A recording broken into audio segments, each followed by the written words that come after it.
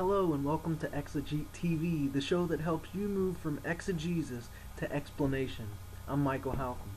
In this episode, I want to provide some tips on sermon composition. What I want to focus specifically on has to do with you, as the preacher or teacher, being familiar with your audience. Knowing your audience is always crucial. I think that when a preacher knows his or her audience, there's a lot more potential to reach them because you're speaking more on their level and flowing with their thinking patterns and their emotions. You can speak out of their world more easily. You share their types of experiences. For instance, and this may seem obvious, but speaking to a group of children requires a totally different type of speaking than does preaching to a group of middle-aged to upper adults. Just as well, speaking to a group of farmers may entail some things that you wouldn't say when addressing a group from a more urban area. Know your audience. When you're beginning to think about your sermon, envision specific people in your mind's eye.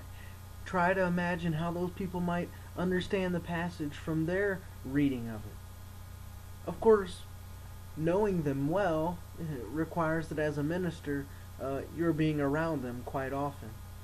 Preaching to a crowd you're unfamiliar with, well, that's a different story. I'll do a future post on that subject. But knowing your audience and envisioning them is very, very important.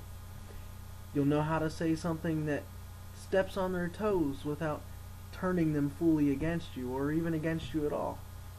Knowing them will allow you to build them up in ways that they specifically need to be built up in.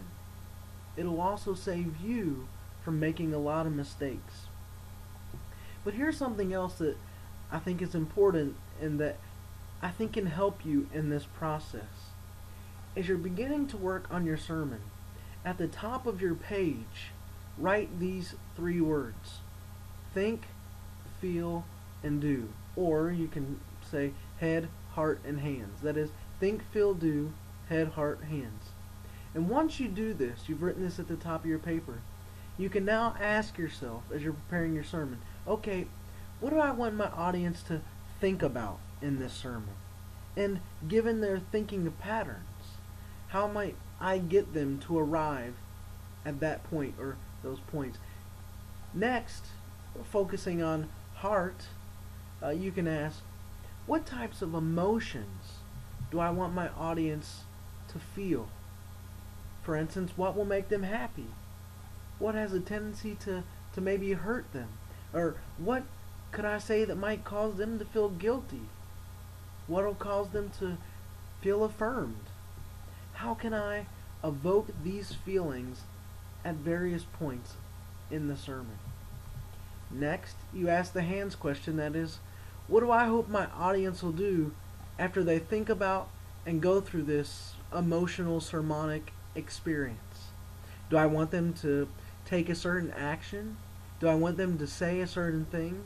Do I want them to believe something specific? What do I want them to do?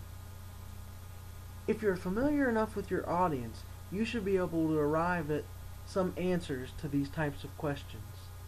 One of the keys, though, and I'm not sure that enough preachers do this, is to take the time to sit down and first of all ask these and similar types of questions.